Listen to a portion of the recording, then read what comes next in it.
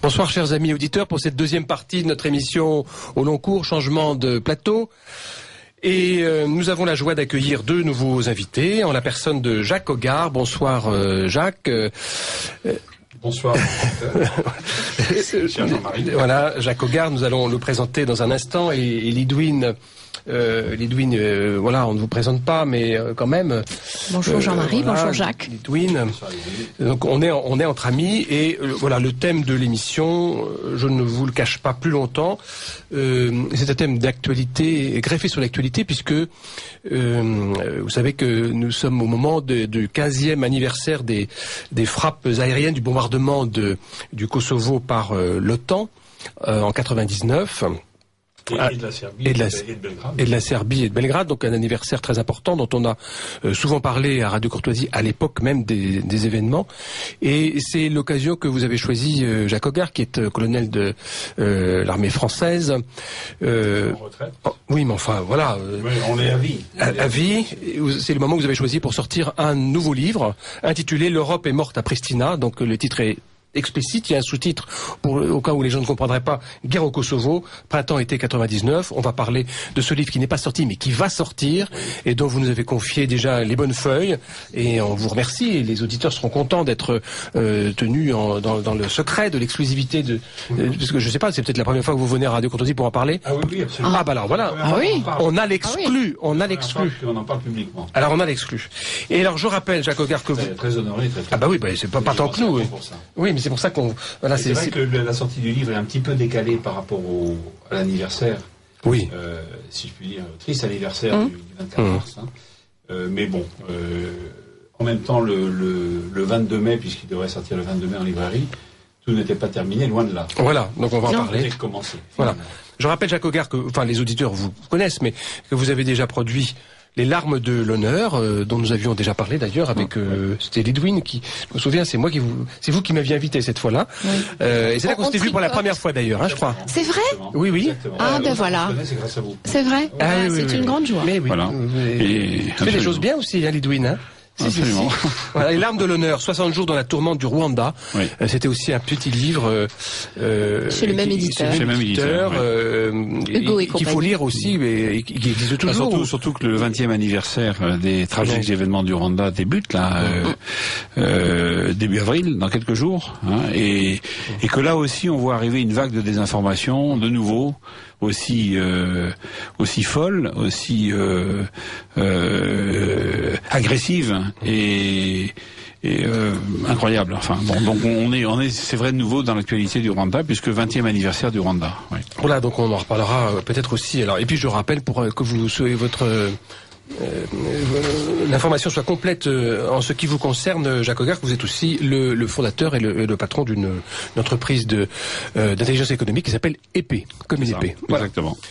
Là, vous avez remis votre uniforme pour évoquer des souvenirs dont vous avez été acteur et qui sont un petit peu au cœur du récit puisqu'il y a un événement enchâssé dans une évocation plus large et plus historique et plus militaire.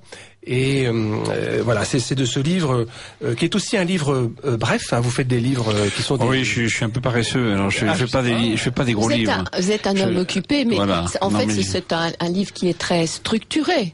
Hein, c'est une opération. Vous nous parlez d'une opération. Il y a une mise en contexte. Il y a le cadre géographique. Je rappelle un certain nombre de vérités quand même parce que ça me paraît important. Mais grâce à cela, grâce à la brièveté de ce livre, on a c'est très incisif. En 1h30 ou 1 heure lu l'essentiel de ce qu'il faut savoir sur ce sujet. Et je crois que c'est très utile aussi de faire des œuvres brèves, parce que après ça peut donner l'appétit. Je pense que beaucoup de gens qui sont tellement pressés et qui n'ont pas le temps de lire sont contents aussi de lire des livres de poche. En fait, c'est le format et le concept de livre de poche. C'est ce que j'allais dire, c'est le format de la. Voilà. Alors avant de parler, on donne la parole à Lidwine qui a une information à communiquer aux auditeurs. Alors nous avons tous les trois pas mal d'amis en commun.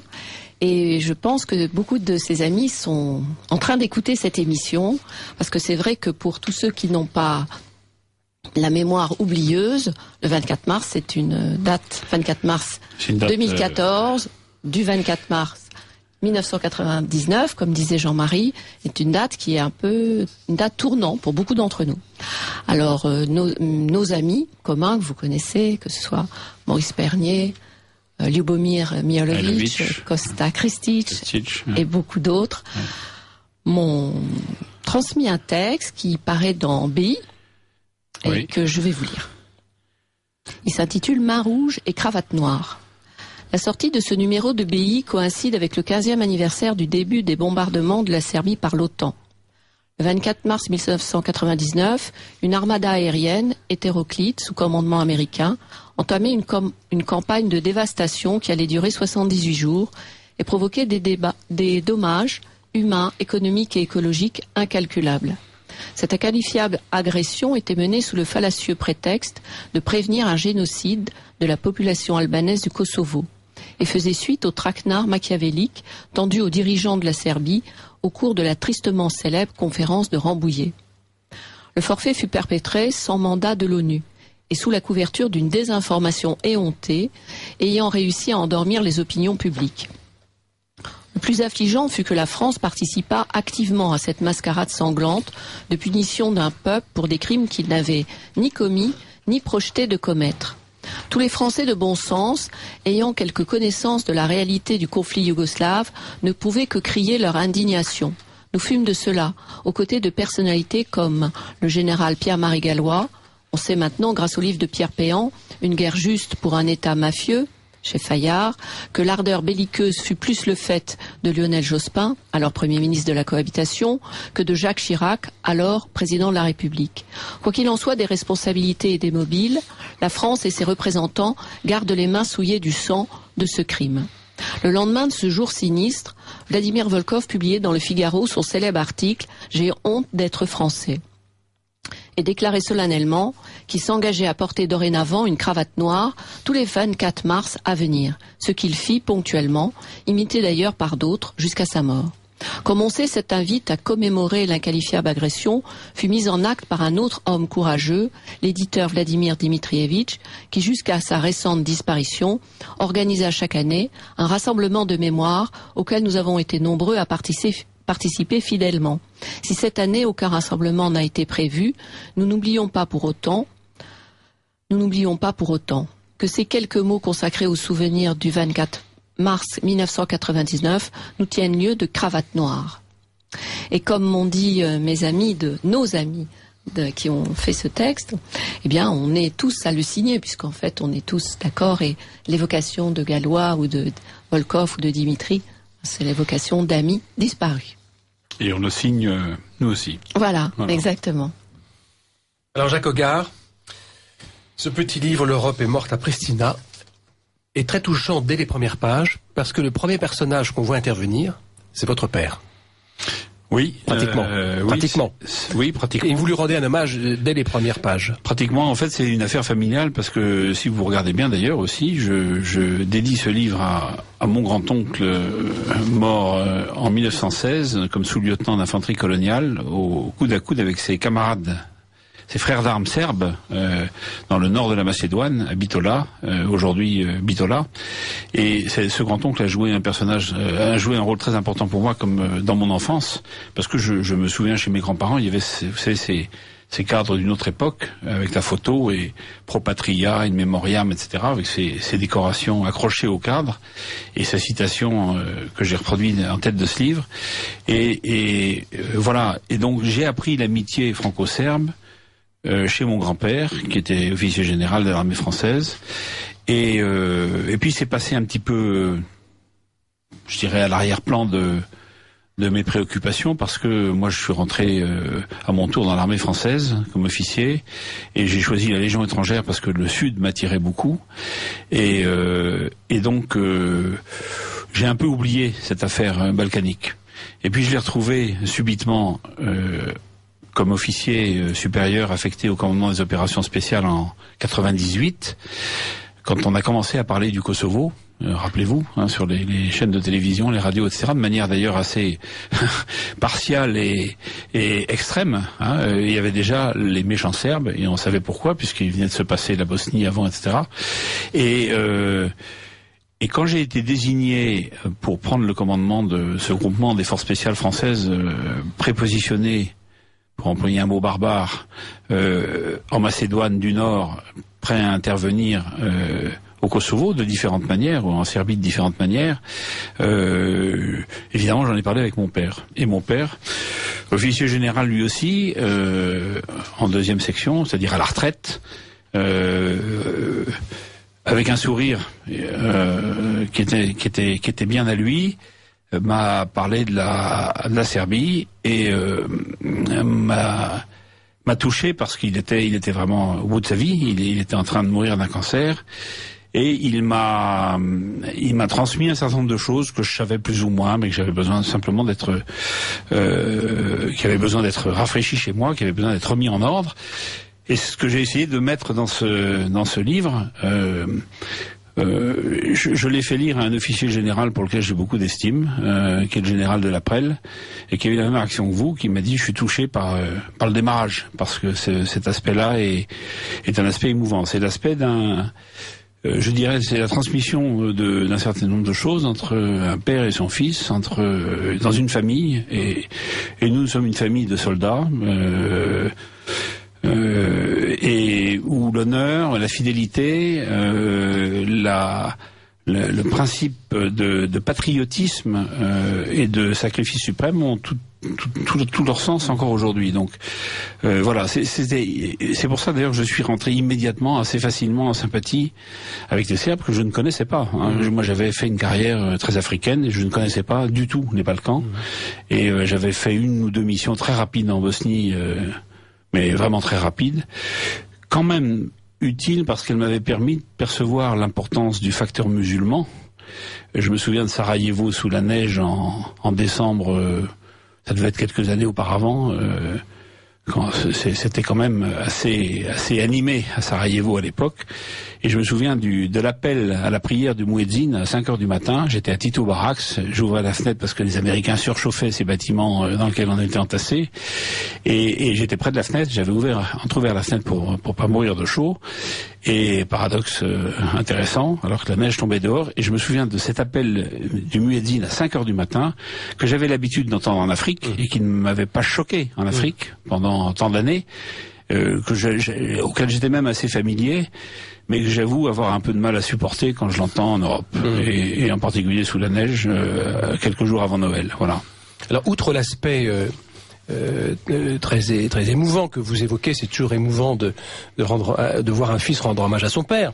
Et il y a la conclusion de votre entretien qui donne la tonalité du livre. C'est-à-dire, je lis d'ailleurs la dernière phrase qui est citée, « Si tu es désigné, dit votre père, vous dit, si tu es désigné, ne te démets pas, quelles que soient les circonstances qui conduisent à mener cette guerre injuste contre la Serbie, me dit-il, car si tu n'y vas pas, un autre sera désigné à ta place, qui n'aura pas nécessairement ta faculté de discernement. » Donc il y a beaucoup de choses dans ce texte-là, parce que il dit déjà que c'est une guerre injuste contre la Serbie, donc c'est déjà clair pour lui. C'est déjà un jugement de valeur, mais il te dit pour autant ne te désiste pas. Hein. Vas-y quand même, parce que les autres n'auront pas ta faculté de discernement. C'est vrai que ma première réaction quand il m'a dit tout ça, j'ai dit papa, c'est très simple, hein. je peux parfaitement sous un prétexte ou un autre me faire affecter sur autre chose. Et on avait assez, je dirais, de terrain d'engagement potentiel.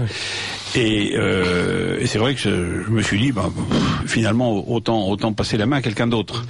Et il m'a dit surtout, ne fais pas ça, parce que vraiment, c'est sûr que si toi tu y vas, tu auras cette faculté de discernement qui est très importante à un chef en opération. Très importante. Ce qu'on a vu dans l'histoire. Ce qu'on voit et ce qui fait que, non seulement il faut apprendre très vite, même si votre père vous plante un peu le décor. Voilà, vous dit des choses, vous rappelle des choses, vous donne Il m'avait conseillé d'aller acheter le livre de Batakovic. Le livre de Batakovic dans une excellente maison d'édition parisienne. Dans votre poche. Je suis parti avec celui-là, d'ailleurs, dans ma... Et qui, pareil, qui est un livre court, et ce sont ces livres qui peuvent tenir dans la poche. Pour comprendre le Kosovo, Spirale de la haine de Batakovic. Oui.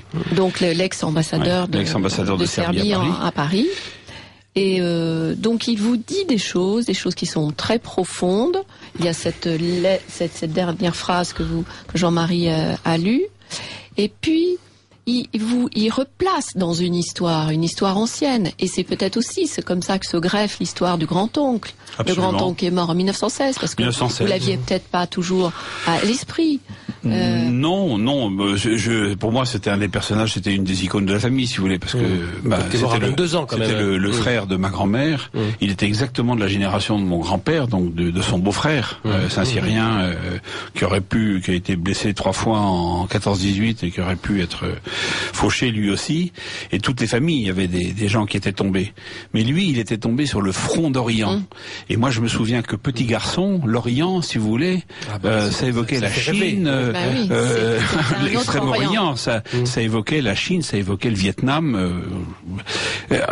Quand j'ai compris que l'Orient, c'est en fait l'Europe, c'est la porte de, c'est l'extrémité orientale de l'Europe, mais c'est ça qu'on appelait par Orient à l'époque.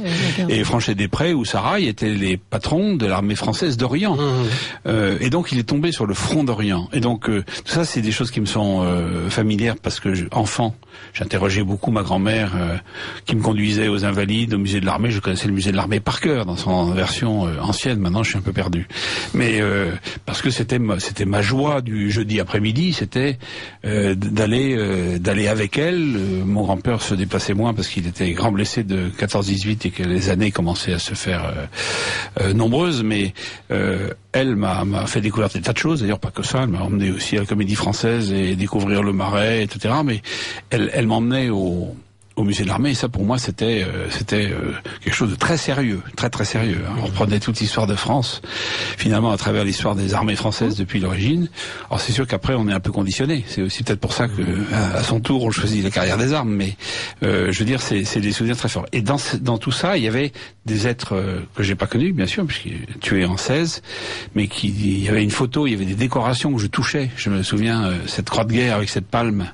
Et ce clou que je touchais, cette légion d'honneur de l'autre côté, etc. C'est des souvenirs très forts. Voilà. Aujourd'hui, c'est chez mon fils, ça, ce cadre, enfin ce cadre en cuivre, vous savez, avec la photo au milieu un peu passée, etc. C'est chez mon fils qui a ça en dépôt, voilà. Et c'est bien comme ça pour les suivants. Pour les générations suivantes. Alors ça, c'est sûr que c'est cette histoire que mon père a essayé de me résumer, mais je sais plus combien ça a duré peut-être 2 heures. 2h30, mais j'étais sorti de là extrêmement touché, parce qu'il m'a dit ça avec, comme il avait l'habitude de le faire, avec calme, avec pondération, avec une certaine modestie, une certaine et un bon sourire qui était un peu sa marque de fabrique, si je puis dire. Et je savais qu'il en avait plus pour quelques jours. Je savais pas d'ailleurs si je le reverrais, mais je l'ai revu d'ailleurs, puisqu'il est mort 8 jours après mon retour, au retour de cette mission au Kosovo. J'ai eu l'occasion de lui en rendre compte finalement, ce qui était important pour moi aussi d'une certaine manière, et pour lui, je pense, c'est peut-être qu'il a même attendu mon retour. Peut-être. Enfin, immodestement. Mais voilà, donc ça c'est des souvenirs. C'est vrai que c'est. Alors il y a ça c'est. Je voudrais pas que ce soit que du sentiment tout ça, parce que ça n'est pas que du sentiment. Mais c'est une mais si vous voulez, c'est une affaire une affaire. Je pense qu'il y a mise en situation, éclairage d'un officier français qui était tout sauf un imbécile et qui avait une certaine culture et beaucoup plus grande que la mienne, et qui avait qui en quelques heures ou quelques moments denses a essayé de me dire voilà, attention, c'est pas du tout ce qu'on te donne comme image dans les médias, c'est pas, tu vas être confronté à une autre réalité, fais très attention à ça. Et ne porte pas de jugement hâtif. Et ça, vous l'illustrez après ça dans les pages qui suivent. Ah bah, exactement. Que, oui. En fait, votre père souligne l'ambiguïté de la situation dans laquelle vous allez vous trouver. L'ambiguïté de la posture dans laquelle vous allez vous trouver. Et en fait, c'est ça le. Et en même temps, il m'a dit c'est ton devoir d'y aller. Oui.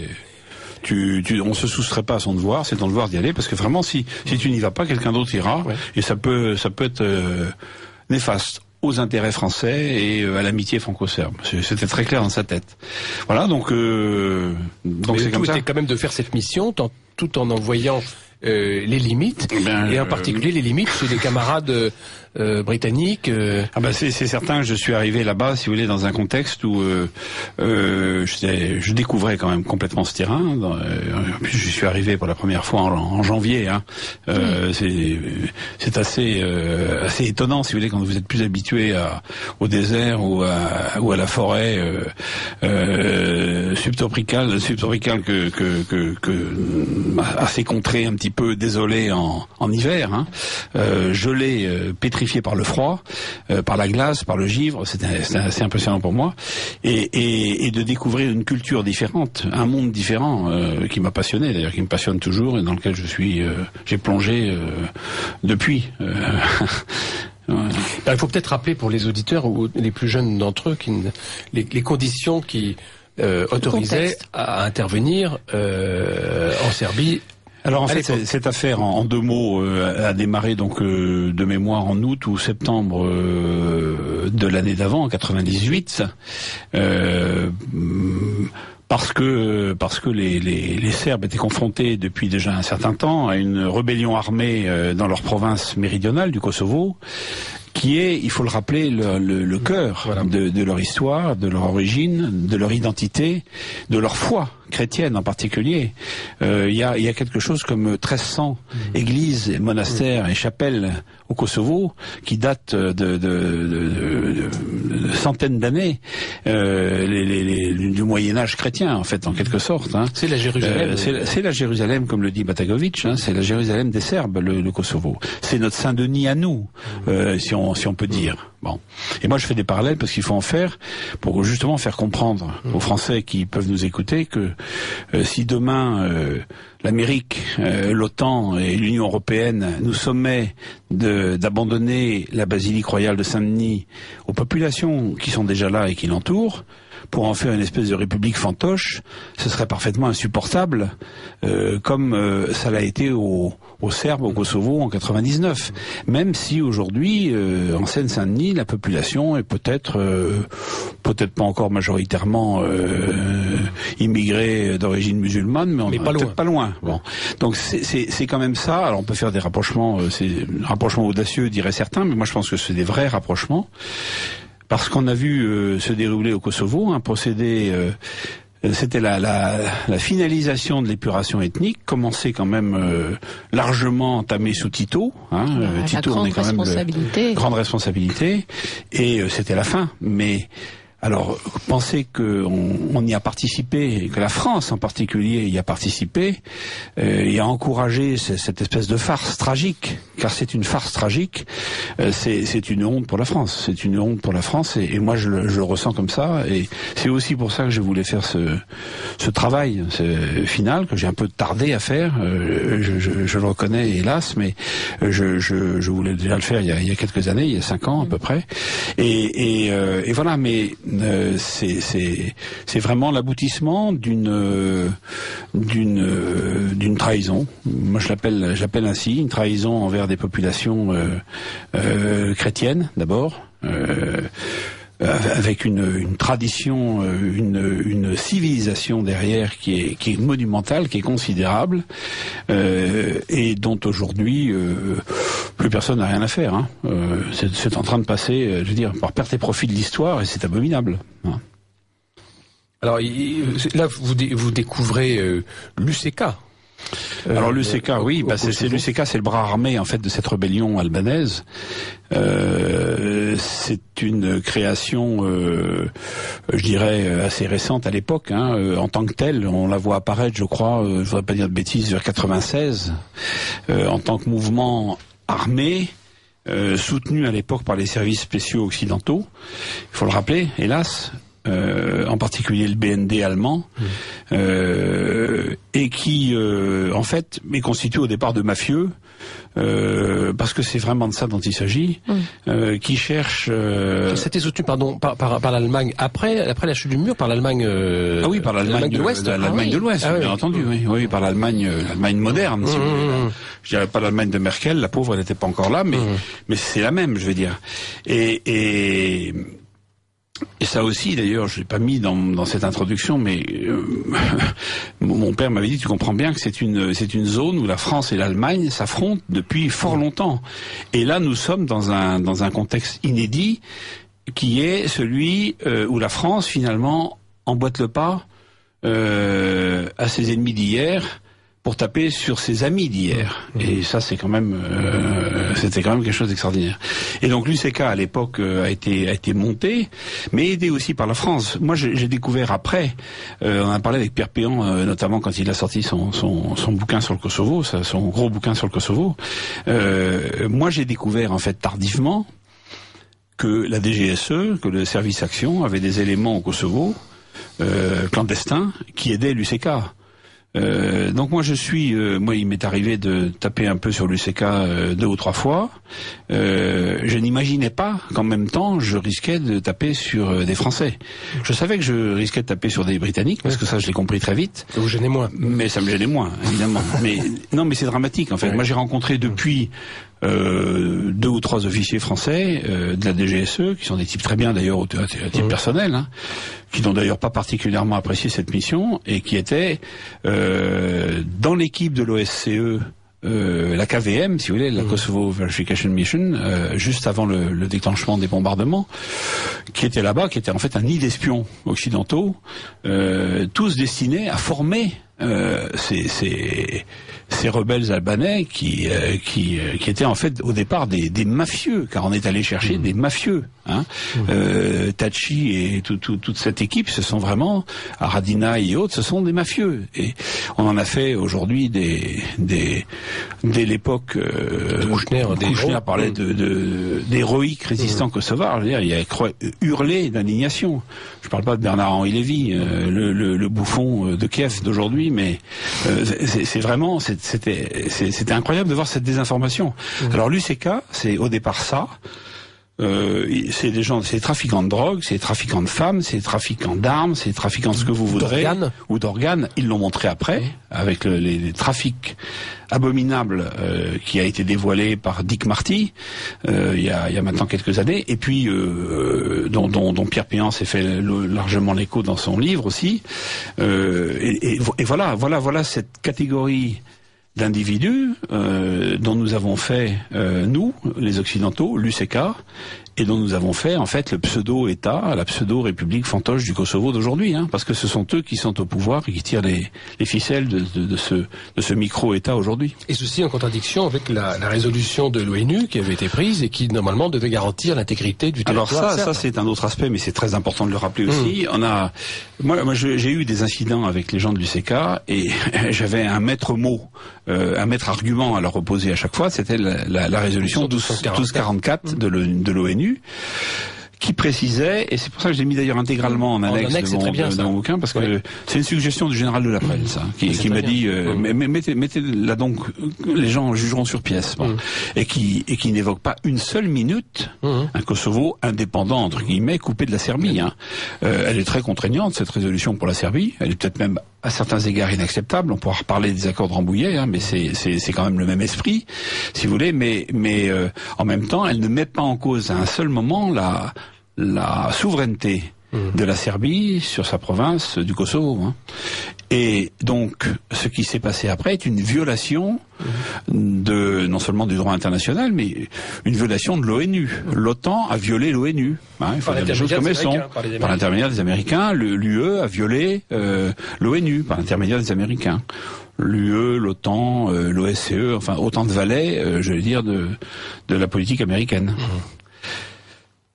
Alors là-dedans, effectivement, la position que vous aviez à tenir en tant qu'officier n'était pas du tout évidente, parce que... Alors, en même temps, si vous voulez, moi j'avais le chef d'état-major des armées de l'époque, le général Kelch, était un Lorrain, c'est peut-être pas un Lorrain solide, avait une vision très pragmatique des choses. Donc moi j'avais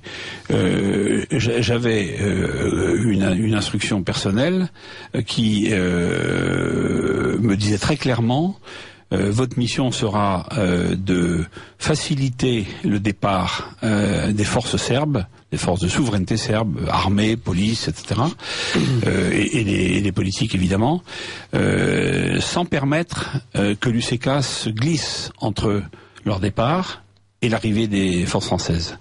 Donc c'était pas une mission facile d'ailleurs, mais c'était ça veut bien dire que côté, en tout cas du chef d'état-major des armées françaises, on n'était pas dupes. Hein. On savait à qui on avait affaire. Il y avait quand même un certain nombre de choses un petit peu plus gênantes. Le général Rondeau, dont il a été beaucoup question plus tard pour d'autres raisons, et qui était à l'époque le CROSS, le conseiller renseignement opérations spéciales du ministre de la Défense de l'époque, m'avait enjoint, avant le démarrage de cette mission, de prendre contact avec les gens du CK à Genève. Ils sont nombreux, les mafias albanaises. Il y a un excellent bouquin de Xavier Offert sur les mafias albanaises qui montre bien leur implantation très forte en Suisse, en particulier à Genève depuis longtemps. C'est assez terrifiant. Et donc il y avait cette injonction du général Rondeau de prendre contact avec un certain nombre de gens au pseudo bien musulmans à Genève, chose que je me suis refusé à faire. Et Rondeau, à l'époque, il était où? Il était au cabinet du ministre de la Défense. Ah oui. Il portait le titre de CROSS, c'est-à-dire, en termes barbares, conseiller renseignement opérations spéciales du ministre. Voilà. Et donc, mais tout ça, si vous voulez, j'ai pas perçu tout de suite que, en fait, nos services spéciaux à nous, mes camarades de la DGSE, en particulier, aidaient ce ramassis de bandits, hein, parce que c'est... Mais quelle est la motivation pour le gouvernement français? Alors on comprend qu'il est aux ordres, qu'il suit, etc. Mais quelle est la motivation? Écoutez, déjà, regardez, Lewin, je pense que c'est exactement la même chose que ce qui a prévalu pour l'intervention française en Libye, ce qui a failli prévaloir, Dieu merci, on y a échappé de peu pour une intervention en Syrie.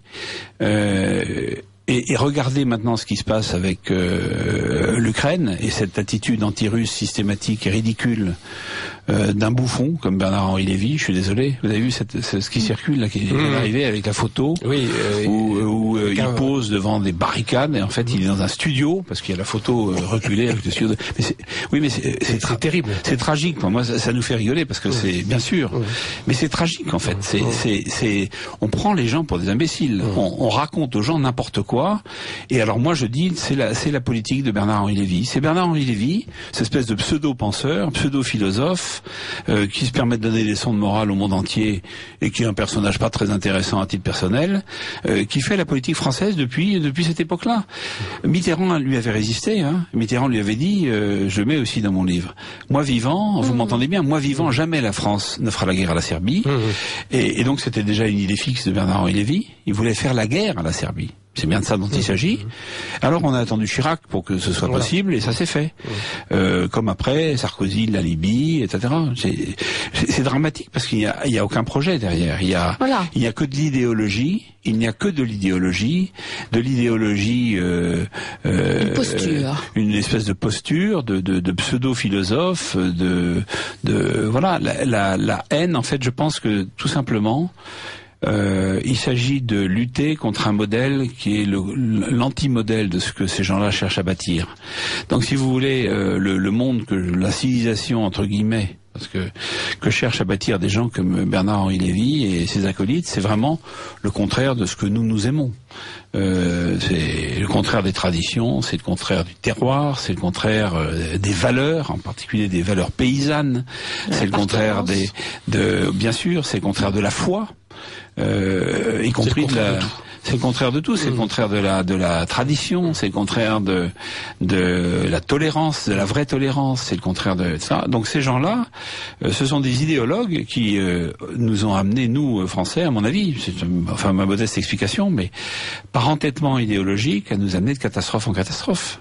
Et donc à l'époque, Il faut abattre la Yougoslavie, il faut abattre la Serbie qui est, je dirais, l'épine dorsale de la Yougoslavie. Alors certes, Milosevic n'est pas un saint, hein. Je ne défends pas Milosevic particulièrement. Mais vous expliquez très bien, Jacques, voilà. Vous expliquez très bien que quand Milosevic arrive au pouvoir, bon, il enfourche ce cheval nationaliste. Oui. Parce qu'il sent en fait la fin du communisme. Voilà, c'est ça. Il faut bien trouver un cheval. Bon, alors après, c'est une autre histoire qui commence pour lui. Oui.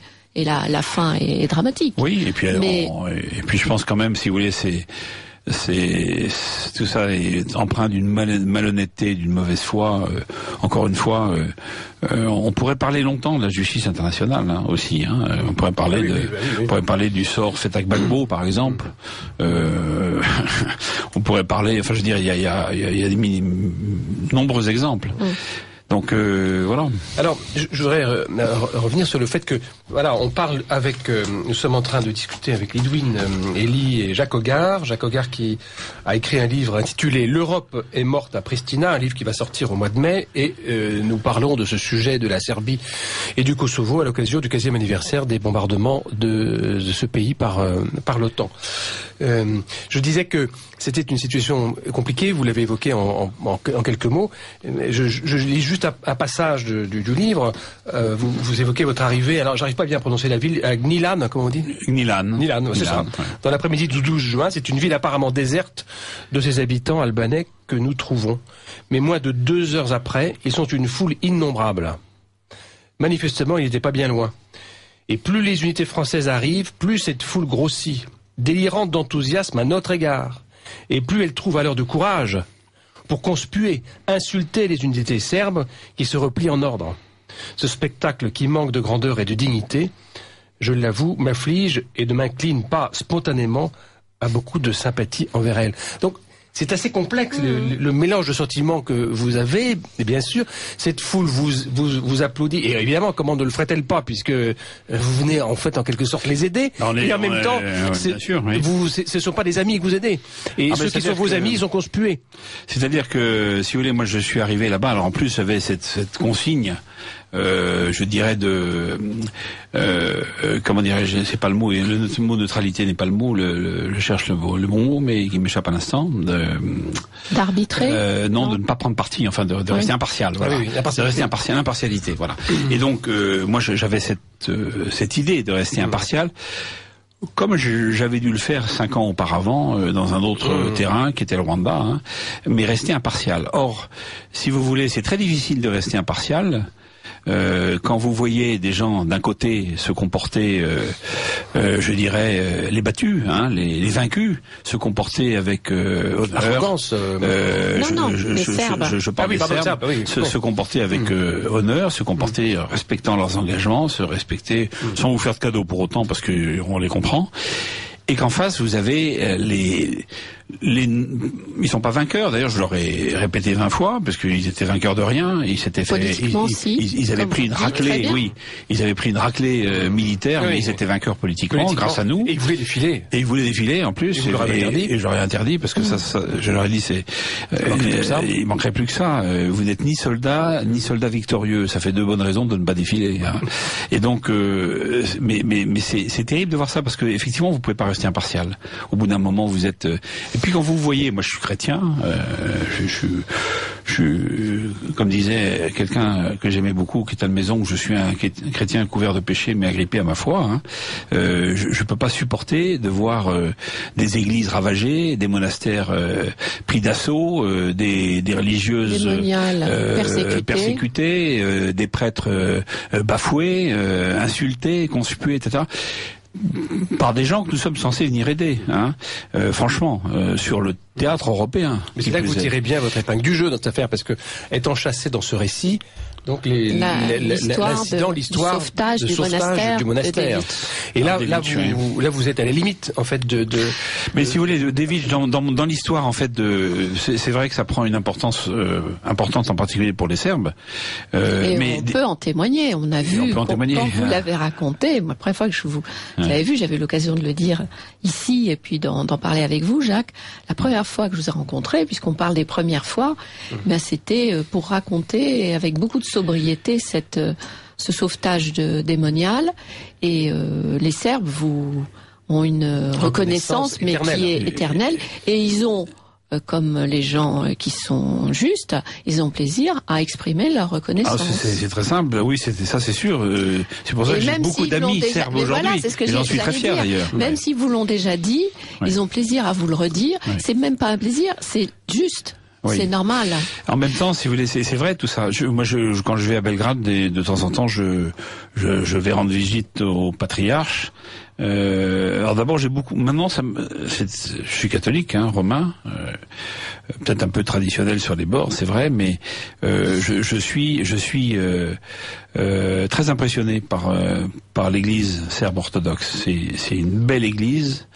Et c'est une église populaire, c'est une église, la foi est derrière, et c'est la foi de paysans et de paysans soldats, de tradition de ce pays, et qui est imprégnée de l'histoire du pays et de ce peuple.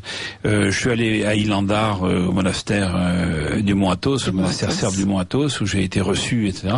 Et donc je sais cette affection qu'ils ont la gentillesse de me porter, et qui est tout à fait réciproque, je peux vous dire. Oui, s'il faut prendre les armes demain pour les protéger, je le ferai volontiers. Parce que on est rentré dans une autre relation, je dirais. Mais à l'époque, je voulais être impartial.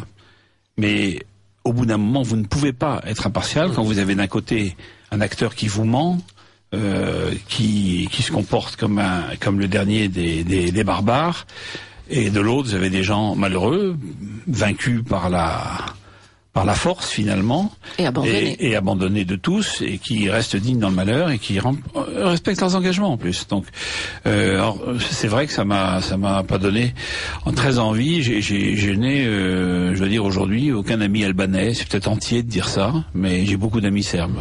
C'est pour ça que c'est important, parce que tout à fait. C'est le cœur du livre. C'est le cœur. Oui, c'est un cœur. C'est très révélateur de beaucoup de choses. Mais voyez que lorsque votre père vous dit tu as du discernement, eh bien c'est là. Votre père, finalement c'est de ça qu'il parlait, voilà. Parce que c'est là que vous en âme et conscience. Vous dites, ce ne sont pas les ordres, mais moi je fais ça parce que c'est impossible de faire autrement. C'est-à-dire que vous n'êtes pas dans les ordres que vous avez reçus, et vous allez protéger les moniales. Alors c'est en même temps, personne ne m'a ouvertement critiqué d'avoir pris ces dispositions. Non, mais vous auriez pu si vous voulez, on m'a fait comprendre que j'étais quand même, parce que il y a eu plusieurs. Si vous voulez, en même temps, l'affaire de Devic, l'affaire du monastère de Devic, pour moi, ça a été. Oui, on peut le rappeler. De quoi il s'agit pour le monastère de Devic est donc un petit monastère serbe orthodoxe qui est en pleine Drenica.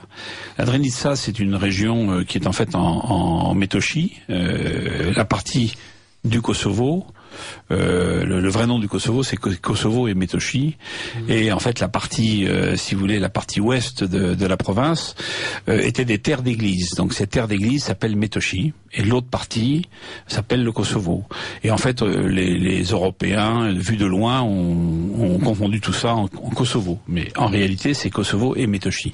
Et donc la Drenica, c'est une région de la Métochie et limite du Kosovo, qui est le cœur de la rébellion albanaise, indépendantiste, où il s'est passé beaucoup de choses depuis plus d'un siècle, un siècle et demi, et où se trouve ce monastère de Devic. Monastère très important parce qu'il contient les reliques d'un saint serbe qui est le saint Ioannike, qui est compte beaucoup pour les Serbes, et pas que pour les Serbes d'ailleurs, parce que les Albanais venaient aussi, c'est ça le paradoxe, venaient aussi en pèlerinage. Ce saint faisait des miracles et qui n'étaient pas réservés qu'aux Serbes. Et les Albanais en ont été peu reconnaissants finalement à ce pauvre saint Ioannike.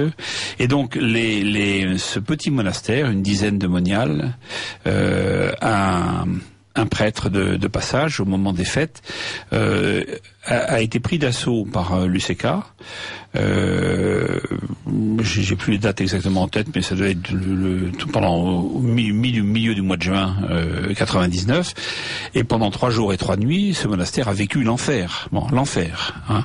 Et donc, moi, je venais d'arriver à Mitrovica. On était à peine déployés dans la ville de Mitrovica, donc au nord du Kosovo, si vous voulez, dans cette partie qui est aujourd'hui encore d'ailleurs majoritairement peuplée de Serbes.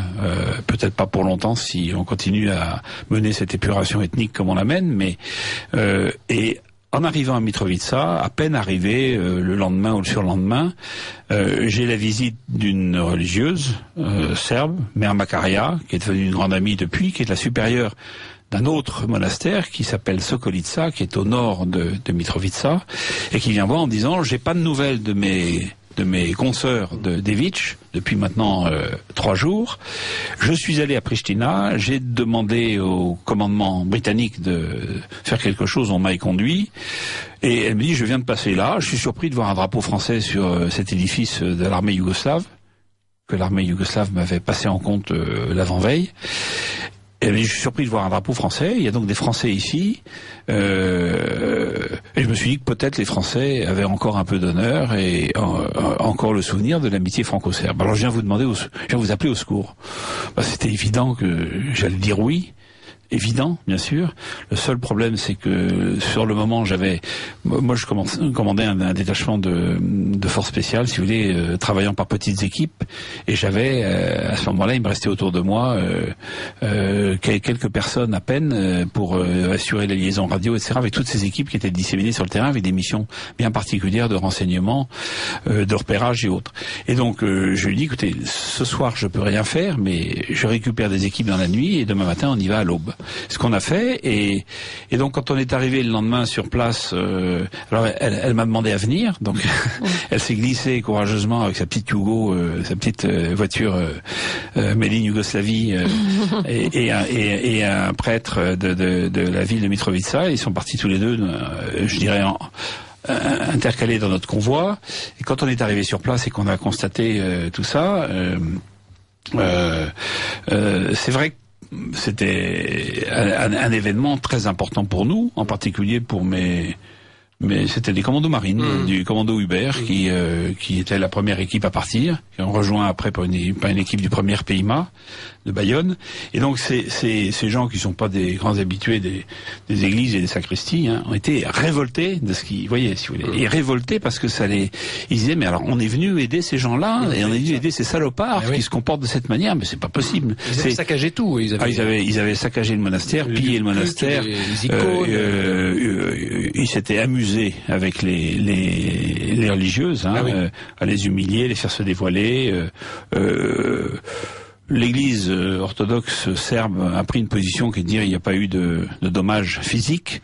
Je ne suis pas certain qu'il n'y en ait pas eu, mais je ne l'évoque pas dans mon livre par respect pour la position qu'ils ont prise, peut-être pour des personnes, parce que c'est.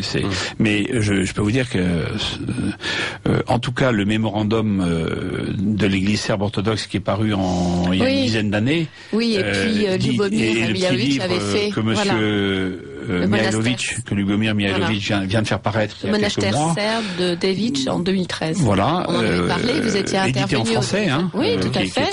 Qui est un très beau petit livre qui dit tout de l'histoire de Devic, évoque en tout cas clairement le fait que si nous n'étions pas arrivés, elles auraient pu y passer, hein, elles auraient pu être tuées, hein, dans cette affaire. Donc nous, on est arrivés donc dans ces conditions, on a jeté un dispositif de protection, si vous voulez, et puis je leur ai dit: vous avez aucune raison de partir. Si vous partez, c'est la fin de ce monastère, il va être démantelé pierre par pierre, parce que c'est ce qu'attendent les Albanais. Vous n'avez aucune raison de partir, et vous le devez à la foi chrétienne, et vous le devez au peuple serbe de rester. Alors on dit: oui, vous êtes bien gentil, mais il va nous arriver beaucoup d'ennuis. J'ai dit: mais au moins on va servir à ça. Je vous garantis que l'armée française restera pour vous protéger. Moi, je savais que j'étais éphémère parce que j'étais pas destiné à rester. Mais le commandant de la brigade française qui allait prendre possession de la zone française était un cousin germain, Cuche, auquel j'ai passé les consignes. Je lui ai dit: ça c'est mission prioritaire. Mais c'est pas prévu. Je dis c'est prioritaire, faut le faire. Hein. Maintenant c'est comme ça. Le monastère de Devitch et c'est resté. Je suis retourné moi à Devitch il y a 2 ans, je crois, avec mon épouse. On est passé à Devitch. Il y avait un petit détachement de l'armée française qui était là et qui gardait le monastère, et qui était ahuri d'ailleurs de me voir débarquer en civil, leur dire que leur raconter le pourquoi de leur présence sur place. Mais voilà. Et donc, mais pour moi, Devitch était très important parce que si vous voulez, c'était la prise de conscience qu'on avait vraiment affaire à des salopards. Pardonnez-moi l'expression sur les antennes de Radio Courtoisie, mais c'est vraiment le mot parce que c'était vraiment vraiment tout sauf des soldats, quoi. Hein. C'est exactement la catégorie inverse. Et ils étaient dans le monastère quand vous êtes arrivé. Ils avaient. Alors non, quand on est arrivé, ils étaient partis. Ah oui. Mais on a compris qu'ils allaient revenir. Ouais. Donc c'est pour ça que j'ai renforcé le dispositif sur place. J'ai renforcé aussi d'un hélicoptère armé de canon de 20 et donc quelques heures après et on a mis un dispositif en place très discret et mes consignes étaient très claires. Vous cherchez à les appréhender, à les désarmer et à les faire prisonniers et on verra ce qu'on en fait. En tout cas, vous faites des sommations. Et donc, on a fait des sommations. On avait un aspirant qui parlait albanais, d'origine albanaise qui parlait albanais, qui a fait sommation. Et là, ils ont riposté par le feu, en fait. Les autres, les gens de l'UCK. Et donc, aussitôt, ça nous a permis évidemment d'engager le feu, parce que c'est les consignes que j'avais données. Et donc, et l'hélico, alors ils se sont enfuis. Ils avaient volé les voitures du monastère, à bord desquelles ils étaient. L'hélico les a poursuivis. Et les hélicos les a poursuivis. Il y a une piste en fait qui fait quelques 2 kilomètres, si vous voulez, entre le monastère lui-même et la route goudronnée, qui amène ensuite à la ville de Serbica. Et donc l'hélicoptère a rafalé, hein. Et puis nos gens. Il a arrêté le convoi. Ah ben on a. Alors après il y a toute une polémique. Je vais pas compter le nombre de morts et de blessés, mais on a détruit cette bande, si vous voulez. Et ça a permis. Donc le lendemain, j'ai eu une délégation du commandement de l'UCK, si on peut appeler ça ainsi, dont je cite les noms dans mon livre, qui ont eu l'audace de venir se plaindre.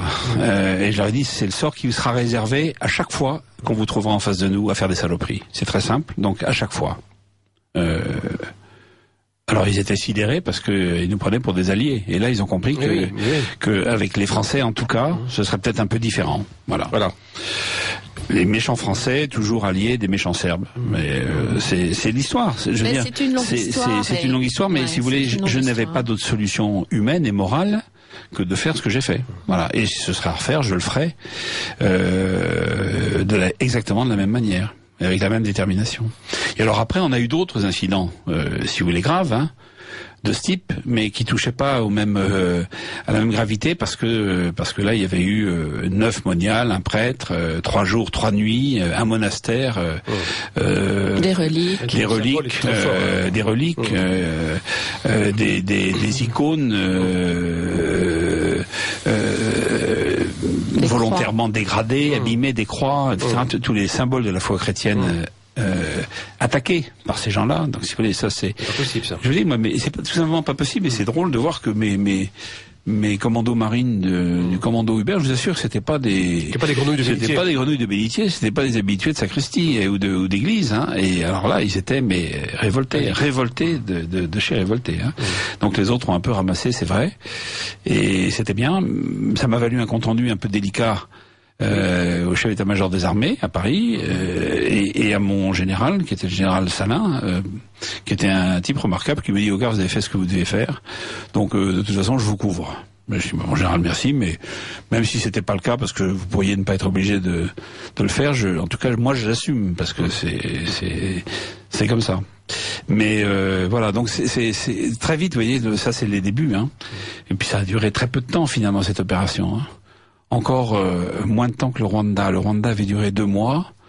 Et là, ça a duré pour nous, je veux dire, l'engagement lui-même, à partir du moment où on est rentré au Kosovo et on en est reparti, ça a duré moins de 3 semaines. Hein. Mais alors 3 semaines, je vais vous dire, intense, hein, parce que tous les jours, il y avait quelque chose de nouveau. Hein. Alors, on va peut-être lire quelques-uns des messages des auditeurs qui trouvent Une auditrice trouve l'émission passionnante et très émouvante et j'aimerais que l'invité évoque la base de Bondsteel. Oui, que vous évoquez d'ailleurs dans le livre. Alors la base de Bondsteel, c'est la première base américaine aujourd'hui en Europe. Elle est considérable. Toujours maintenant. Elle est toujours en activité, bien sûr, avec pistes d'envol d'hélicoptères. C'est un énorme. Elle est située où? Elle est située tout près de Gnilane, justement, dans le sud partie est du Kosovo, pas très loin de la frontière macédonienne. C'est une énorme base aujourd'hui et dont j'ai vu moi la création. Je le savais pas évidemment, mais j'ai vu quelque chose d'hallucinant d'hélico. En quittant Gnilane, on intervenait sur des villages serbes qui étaient attaqués autour de Gnilane sur des renseignements que les Serbes nous donnaient. Nous Français, parce que personne d'autre ne s'en occupait. Mais pas trop. Mais les Américains n'en avaient absolument rien à faire. Mais en survolant, donc, je vois quelque chose d'ahurissant, mais combien de véhicules, peut-être 1200 véhicules ou 1500 véhicules, faisant une espèce d'arrondi, une espèce de cercle, si vous voulez, comme un gigantesque campement de chariots de l'époque du Far West, avec quand la cavalerie américaine cherchait à se protéger des Indiens. Un truc ahurissant d'hélico. Et puis, mais qu'est-ce qu'ils font dans un terrain plus ou moins plat, parce que ça demandait beaucoup de remblais après, etc. Mais un terrain vallonné, et ils avaient délimité en fait les bases du camp Bondsteel. Donc je pense que c'était parfaitement préparé, ça avait été étudié sur carte, sur carte. Et renseignements aériens et d'imagerie aérienne, etc. Mais ils avaient déjà décidé de faire leur base. Et je pense que c'est une des raisons d'ailleurs de cette opération. C'est très clair. Mais vous dites très bien, Jacques Hogarth, que on est sur un axe quand même, Caspienne-Adriatique. Oui. On est sur une zone de partage. Une zone de circulation et de partage. Voilà, un carrefour naturel. C'est une nouveauté que la Serbie, que ça se passe en Serbie. C'est pas parce que les Serbes ont un tempérament X ou les Albanais un tempérament Y. C'est parce qu'on est effectivement dans une zone qui est une zone stratégique, une zone de contrôle stratégique, absolument. Je pense que ça, c'est vraiment une des raisons. Il y en a d'autres, parce qu'on peut citer d'autres, mais c'est une des raisons principales. Et c'est pour ça que Bondsteel est là, et puis il n'est pas prêt de disparaître. Je veux dire que les Américains ont créé une enclave américaine en Europe, le camp Bondsteel au Kosovo. Alors, il y a d'autres messages. La République est dirigée par des anti-français et des vendus. L'affaire du Kosovo est plus leur honte que celle de la France. C'est la honte de ceux qui ont commandé cette opération et qui plus que celle de la France. Pour moi, c'est la honte de l'OTAN. C'est la honte des États-Unis.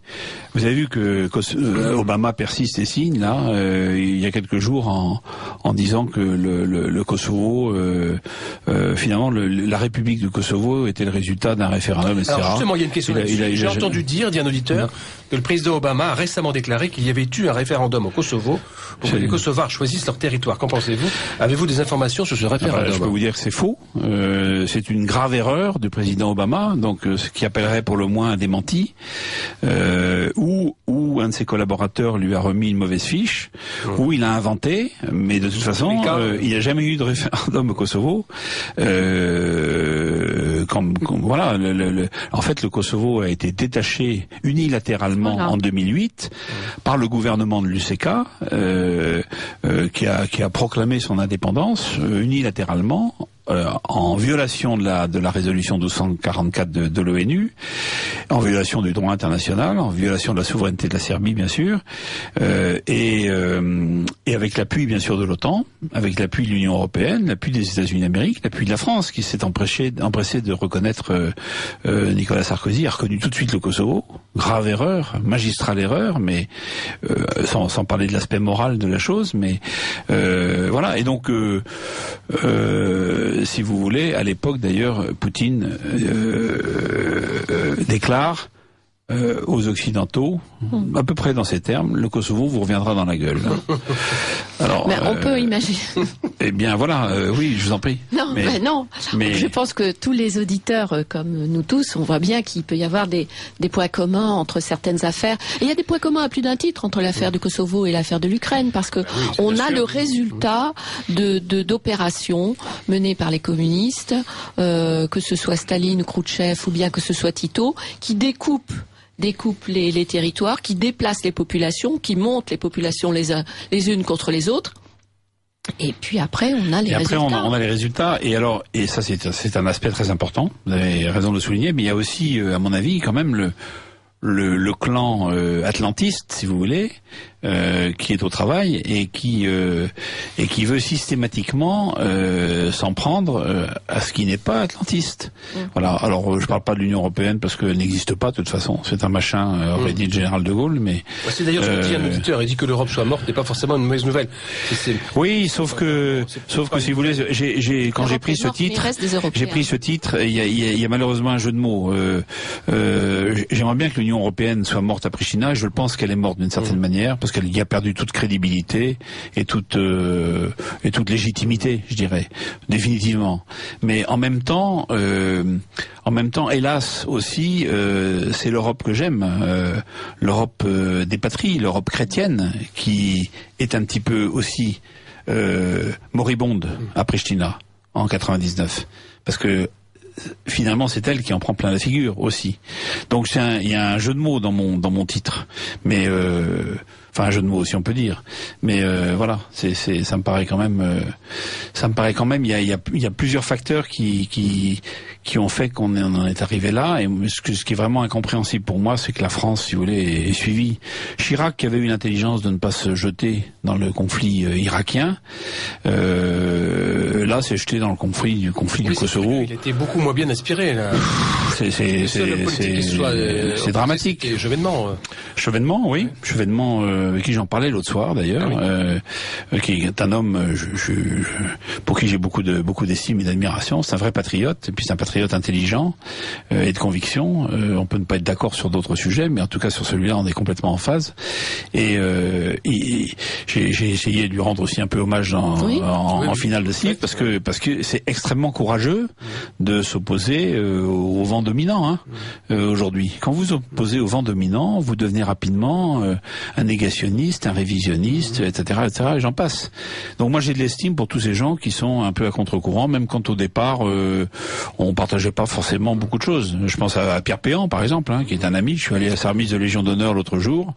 Il y a 10 ans ou 15 ans, je pensais pas que je serais un ami de Pierre Péan. Or je suis aujourd'hui un ami de Pierre Péan. C'est un homme qui a le mérite de faire son métier sérieusement, c'est-à-dire de s'informer, d'écouter et d'aller sur le terrain. En fait, vous êtes allé avec. C'est un peu moi qui lui ai dit. Vous lui avez montré. Je lui ai dit il faut que tu t'intéresses à la question du Kosovo parce que c'est un monument de désinformation et de manipulation. Et c'est dramatique pour l'Europe et c'est dramatique pour les Européens et les conséquences sont incalculables. Voilà.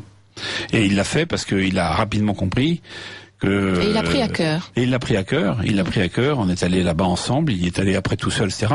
Après, un journaliste m'a dit vous lui avez tenu la main et je dis c'est pas vrai. Pierre Péan a assez de personnalité pour écrire ce qu'il a envie d'écrire, et je n'ai lu son livre que quand il était paru. Je n'en avais pas lu la moindre épreuve avant. Vous voyez un peu la différence qui vous est faite, cher Jean-Marie. mais je n'en avais pas lu la moindre épreuve avant. Et d'ailleurs, j'aurais peut-être pas dit certaines choses comme il les a dites, y compris quand il me met en scène. Parce que c'est bon. Mais ça, c'est le journaliste qui retranscrit les choses comme il les sent. Mais en attendant, il a fait un travail de vérité. Il a fait un travail de vérité, de profondeur et de mise en lumière d'un certain nombre de choses qui sont proprement scandaleuses dès lors qu'il s'agit de la France. Les choses ont quand même, en 15 ans, beaucoup changé. Enfin, beaucoup changé. On a envie de dire, moi j'ai vu au fil des ans, puisque chaque année on faisait quelque chose pour le 24 mars, au début, on était vraiment extrêmement isolés et on avait les amis, on avait Volkov, on avait Patrick Barriot, vous, etc., tous les amis. Et puis au fur et à mesure, on a vu paraître des livres qui n'étaient plus édités par les maisons qui avaient à cœur cette cause. Et donc ça m'a pas mal évolué. Et le livre de Péan est arrivé. Il a combien de temps, le livre de Péan? Il a 2 ans? Il a 1 an, à peu près, oui. Parce que il y a eu comme ça, dans les 3-4 dernières années, un certain nombre de publications qui sont toutes allées, venant d'horizons différents, chez des éditeurs différents, que ce soit Gallimard, Fayard ou autres, et qui finalement disaient, il s'est passé quelque chose. La vérité n'est pas forcément celle qu'on dit, et les choses sont pas si simples qu'on veut bien le dire, et pas aussi, il faut se garder des jugements manichéens. Alors ça ne change rien des injustices, ça ne change rien à la situation, mais ça remet les choses en perspective et surtout ça permet aux gens, ou à ceux qui sont curieux, de réfléchir, de se poser des questions, etc. Et de se dire, c'est ce qui s'est passé avec l'affaire de la Crimée et de l'Ukraine, parce qu'en fait, beaucoup de journalistes ou de commentateurs on fait le parallèle, bien sûr, entre la position de l'UE sur le Kosovo. C'est une partition autorisée, accompagnée par les armes, etc., pour lequel il n'y avait pas de problème. Et donc, finalement, ça a amené quand même les gens à se poser des questions sur l'Ukraine et la Crimée. Je crois quand même que l'opinion publique, surtout maintenant en France, où finalement on a d'autres moyens d'information, peut-être encore avec les réseaux sociaux, on voit les gens ont peut-être plus d'éléments qui leur permettent de se former un jugement. Vous avez raison de dire que les réseaux sociaux sont heureusement un progrès considérable sur ce plan-là, les blogs et autres, parce que finalement plus dire n'importe quoi. On peut plus étouffer la vérité. Ou alors s'ils disent n'importe quoi, on peut plus étouffer la vérité. Mais c'est vrai qu'il y a quand même, si vous voulez calomnier, il en restera toujours quelque chose. Monter, il en restera toujours quelque chose. C'est vrai. Moi, je vois bien sur un autre sujet comme le Rwanda. C'est vrai que il y a beaucoup de choses qui ont beaucoup évolué dans le bon sens, mais il reste encore un vrai travail à faire parce que il y a encore des gens honnêtes qui pensent des âneries, qui sont si vous voulez, qui sont abreuvés de désinformation et qui ont beaucoup de mal à admettre que tout ce qu'on aura pu leur dire à la télévision, à la radio, dans des livres, etc., est faux. Des images qu'ils ont dans des vues. images truquées, voilà. À la mode de BHL, encore là, là à l'instant pour l'Ukraine. Mais c'est terrible tout ça. Mais et vous avez dans le livre, à un moment donné, vous citez le livre de Volkov, le flagrant délit des informations, le Kosovo flagrant délit des informations, où Volkov qui était quand même celui qui a créé ce mot désinformation, et qui avait pris à cœur énormément cette cause, sans au début être plus intéressé que ça, et qui est allé sur place parce que quand même. Il était quand même très intéressé à la Yougoslavie. Oui, mais pas. Moi, je me souviens d'avoir lu La Crevasse. Mais ça, oui, mais c'était déjà le résultat, La Crevasse, bien sûr. Oui, mais mais on est à 10 ans, bien sûr, on est presque à 10 ans de différence. Je suis d'accord. Ouais. Mais au début, moi je me souviens, il nous racontait, quand il revenait des voyages, il disait, je suis allé là-bas et j'ai vu des chouans. Oui. Et c'est drôle de voir que ce Russe finit. Alors, on aurait pu imaginer qu'en fait, il était touché par la cause serbe parce que c'était des frères orthodoxes, slaves, etc. Pas du tout ce mécanisme-là. Il était tellement si francisé finalement qu'il a été touché parce qu'il a vu des chouans et à ce moment-là il s'est totalement porté de leur côté. Il s'est associé totalement à leur combat. Mais ça dépend. Oui, bien sûr.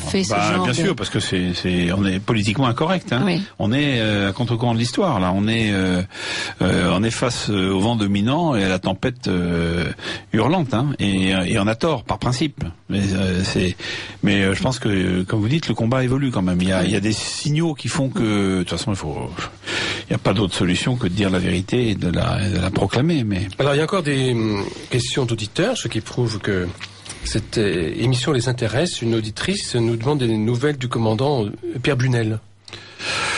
Je ne suis pas capable d'en donner. Je ne suis pas capable d'en donner. Et ça nous fait revenir à la question précédente avec les Russes. Pourquoi les Russes ne sont-ils pas intervenus au Kosovo comme ils sont intervenus en Crimée, nous pose comme question un auditeur. Écoutez, alors d'abord ils sont quand même intervenus parce que je peux vous dire que moi j'étais sur place quand on a appris que la brigade russe de Bosnie s'était déployée dans la nuit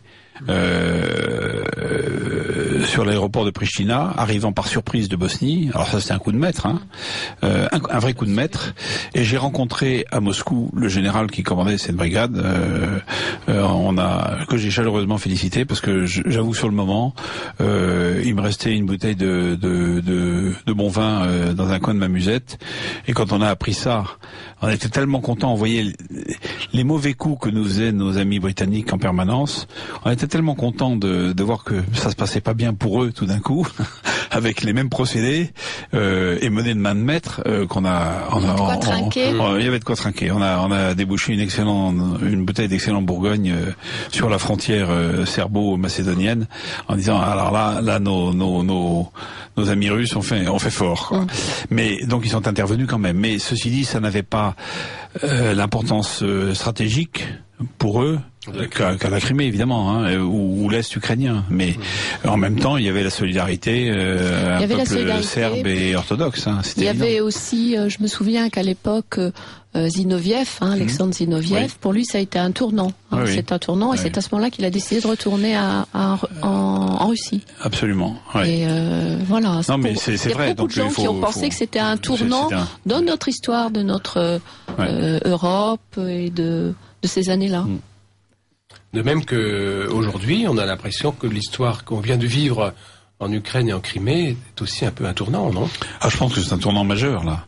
Je vois que vous avez une carte sous les yeux. Oui, je le laisse sous les yeux parce que je me doutais qu'on ferait peut-être des... on pourrait terminer par là. On pourrait faire des rapprochements, mais si vous voulez, en même temps, les situations sont très différentes. La Crimée est une entité russe. Depuis toujours, au moins officiellement depuis 1783. Je parle à l'historienne, vous me corrigez.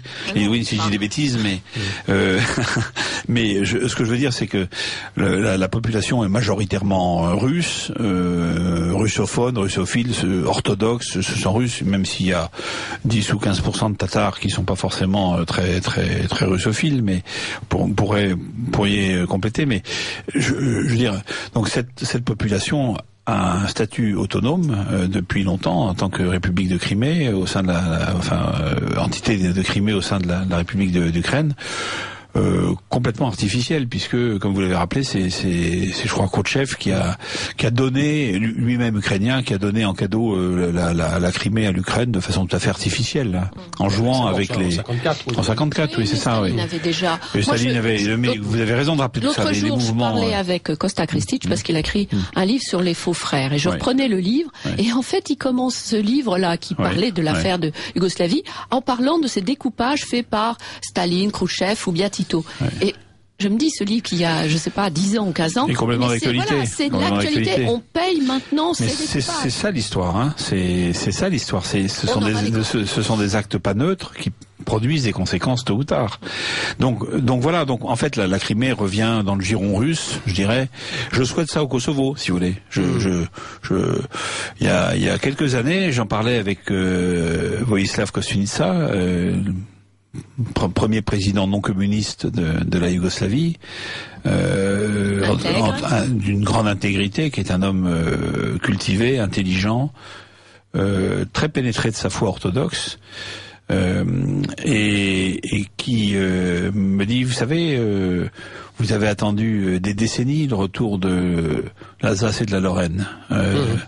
Eh bien, nous attendons des décennies, s'il le faut, mais même davantage, le retour du Kosovo dans la patrie serbe, parce que cette terre est charnellement la nôtre, culturellement la nôtre, spirituellement la nôtre. Mais elle n'est plus peuplée. Et alors, c'est vrai, mais ça fait alors une c'est vrai, la différence avec la Crimée. C'est la différence essentielle. Mais c'est la différence essentielle. C'est évident. C'est là qu'on peut faire des parallèles et qu'ils ont à un moment donné une certaine limite. Ceci dit, si l'histoire a permis, si vous voulez, je crois pas une minute à la fable du Kosovo indépendant. C'est une étape vers la réunification soit d'abord, soit l'autre. avec la Serbie, ou alors l'unification avec la Grande Albanie. l'Albanie, mais en réalité, les gens, les Albanais ont l'intention, on voit très bien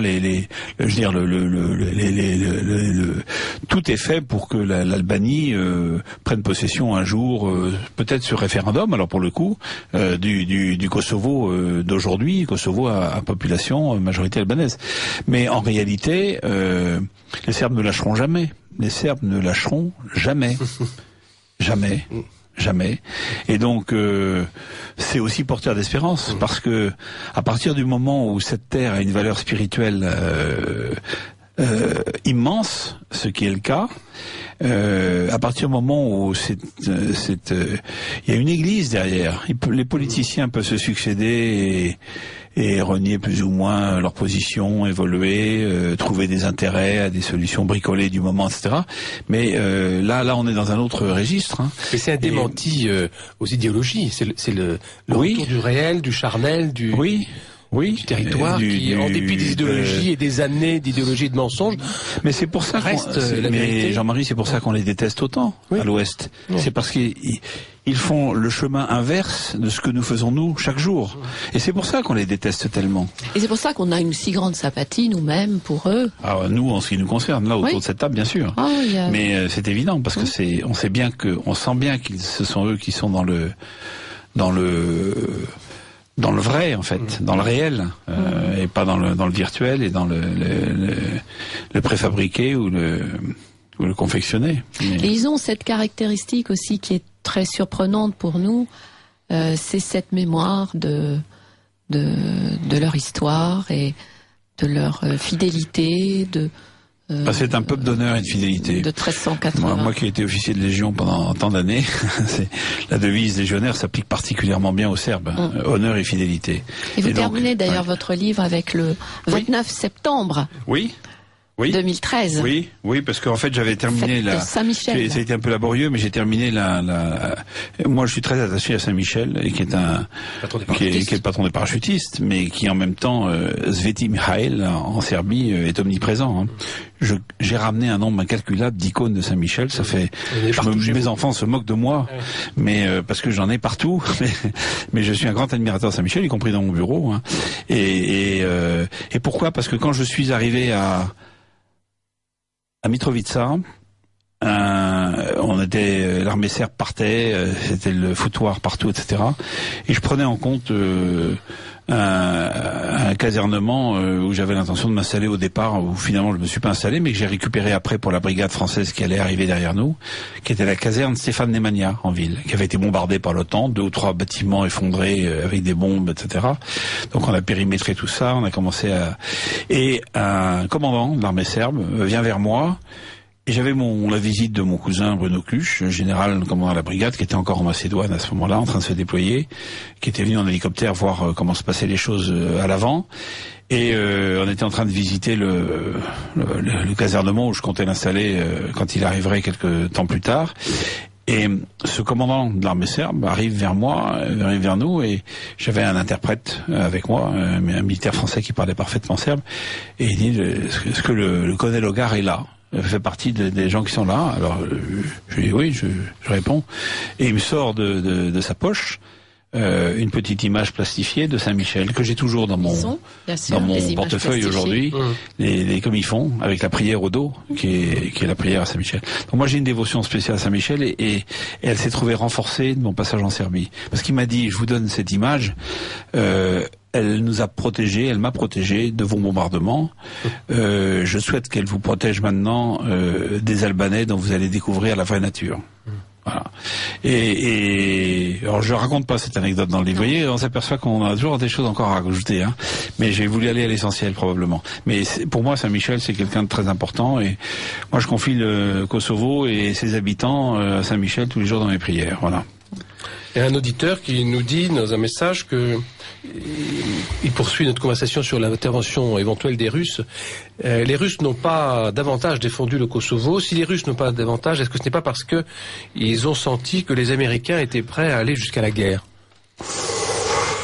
Je Je sais pas, vous savez, c'est toujours des jeux. D'abord, la guerre, elle a existé, hein, puisqu'elle a été faite 78 jours à coups de bombes, de civils meurtris dans leur chair, voire tués, des enfants, des vieillards, etc. Il faut rappeler tout ça parce que on se donne bonne conscience en Occident, mais il y a eu la guerre et à laquelle l'aviation de chasse française a participé. Hein. Il faut le rappeler. Moi, j'en ai honte, mais il faut le rappeler. Donc les Russes, je pense, étaient moins en forme qu'aujourd'hui, probablement. Ils ont la chance aujourd'hui d'avoir un homme d'État qui a pris sa dimension, qui a montré sur les affaires syriennes en particulier toute sa capacité d'homme d'État à jouer des coups de maître. Et aujourd'hui, il est en train de jouer un coup de maître. Certains pensent que c'est le début de la fin pour lui. Je suis persuadé du contraire. Je pense qu'il est en train de. Je pense que c'est le début du début et qu'il est en train de recréer la grande Russie, peut-être cyniquement en s'appuyant sur des forces auxquelles il ne croit pas. Je ne sais pas, je ne sonde pas les âmes et les cœurs, mais peu importe. En tout cas, il se comporte en homme d'État, en s'appuyant en particulier sur l'identité russe profonde et l'identité orthodoxe. Et moi, je vais vous dire, je m'en félicite parce qu'on a besoin de ça en Europe aujourd'hui. Hein. On a besoin de retrouver des valeurs en Europe aujourd'hui, et je pense que notre ami Vladimirovitch Poutine a remis la Russie sur le chemin du retour à ses valeurs. Et c'est aussi pour ça qu'on le déteste tant. Bien sûr. C'est pour ça qu'on le déteste tant. Est-ce que vous vous souvenez, est-ce que vous avez regardé l'ouverture des Jeux Olympiques ? Qui était une ouverture que j'ai regardée de bout en bout. Je le fais jamais, mais là c'était un peu exceptionnel. C'était une scène extraordinaire. C'était une scène extraordinaire. Et c'était aussi très extraordinaire de voir les commentaires des journalistes. À un moment donné, donc on passe en revue et c'était intéressant de voir comment il allait passer des tsars au communisme, à notre époque, Spoutnik, etc. Enfin bon, c'était quand même, il fallait tout intégrer dans une longue une synthèse incroyable. Et ça a été fait avec beaucoup d'intelligence et beaucoup de goût. Et à un moment donné, on voit des couples et des poussettes. Oui. Et quand même, bon, ce n'est pas spécifiquement russe que d'avoir des couples et des poussettes. Et il n'empêche qu'il y a eu cette scène où on voit des couples, un peu comme une sorte de comédie musicale, et puis ils se rapprochent, et puis après, on pousse la poussette. Bon, on était dans un contexte tel que je pense que ça a réjoui beaucoup de personnes, et les commentateurs disaient, ah oui, il tient à la famille. Enfin, il n'en revenait pas, c'était dans le métro de Moscou, vous avez régulièrement des pubs magnifiques avec des familles russes mises à l'honneur, etc. Moi, je veux dire, nataliste, il est nataliste, et il favorise la famille, puis la vraie famille, hein, un père, une mère et des enfants. Hein. Ah oui, ça, pas l'inverse. Ils n'ont pas non plus de jeunes filles. Donc ils ont pas de déviance, voilà. Donc moi, on peut le détester, mais franchement. Non, mais nous ne le détestons pas. D'ailleurs, il y a une bonne nouvelle qui est tombée aujourd'hui dans le Monde. Jean-Claude Killy a pris la parole. Vous savez qu'il a participé de bout en bout à la préparation des Jeux Olympiques. 70 ans, il dit maintenant je me retire. Et il dit j'ai très bien connu Poutine. Et il fait les éloges de Poutine, Jean-Claude Killy. Et j'ai noté une phrase que j'ai envoyée par Twitter. J'ai la conviction que Poutine est un homme bien. C'est quand même pas mal, c'est courageux, hein. Ça alors. Et vous lirez l'article du Monde. Voilà encore un homme à contre-courant, donc il m'est immédiatement sympathique parce que c'est courageux. Quand même, triple champion. Oui. Non mais c'est un grand champion. Personne n'a oublié. C'est un grand champion, mais je veux dire. Mais il l'a fréquenté pendant. Il a dit dans le journal, il l'a fréquenté pendant 7 ans. En 7 ans, on apprend à connaître un homme. C'est certain. Mais ça m'étonne pas. Hein. Ça m'étonne pas, et je pense que c'est une note discordante c'est une note totalement discordante, mais qui est certainement tout à fait juste. C'est pour ça que cette émission est importante. Votre livre est important, Jacques, et que sur Art de Courtoisie, nous avons l'honneur et le privilège de pouvoir aborder la question de la Russie, la question des Serbes, la question de l'orthodoxie, comme on ne le fait probablement sur aucune autre radio, et c'est la raison pour laquelle nos amis y viennent volontiers, à commencer par les diplomates des différents pays concernés. Mais je pense que c'est vraiment l'endroit, sur beaucoup d'autres sujets c'est vrai, mais je pense que sur ces questions-là, géopolitiques, qui tiennent à l'est de l'Europe, je pense que Radio Courtoisie a vraiment une exclusivité, une spécificité. Tout à fait. Et puis il y a une continuité, parce qu'il n'y a pas eu de changement de cap, et alors qu'il y a eu un moment donné où on était vraiment tout seul. Oui. mais envers et contre tout. Mais voilà, ça c'est ne... bien. Ça ne changeait rien. Mais vous en êtes résistance. C'est la vraie résistance. Et historique représentant, parce que. Oui. Mais on a plaisir en lisant votre livre. Et Jean-Marie dit que on est heureux de vous recevoir. Mais on va recommencer. On commencera au mois de juin avec certains amis. Et on a plaisir à retrouver dans votre livre des noms.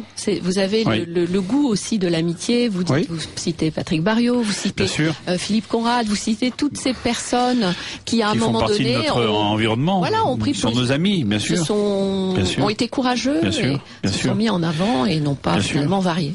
Oui, bien sûr. Je salue Patrick Barriot, d'ailleurs. Je ne sais pas s'il nous écoute. Oh, il nous écoute pas, il nous aime plus. Il nous répond plus au téléphone. Mais si c'est un appel, nous lançons un appel sur les ondes à Patrick Barriot pour qu'il renoue des relations. Voilà, c'est le moment de nous séparer, chère Lidwine Elie, merci. Et surtout, Jacques Hoggard, merci de nous avoir donné et aux auditeurs l'exclusivité de ces pages que vous consacrez à la guerre au Kosovo, dont vous avez été un acteur important. Merci pour ces pages que les auditeurs liront à partir du mois de mai et sans doute au salon du livre de Radio Courtoisie, puisque peut-être nous l'espérons. C'est en juin. C'est en juin, il sera sorti, il sera sorti. Si tout se passe bien, nous prierons Saint-Michel pour cela.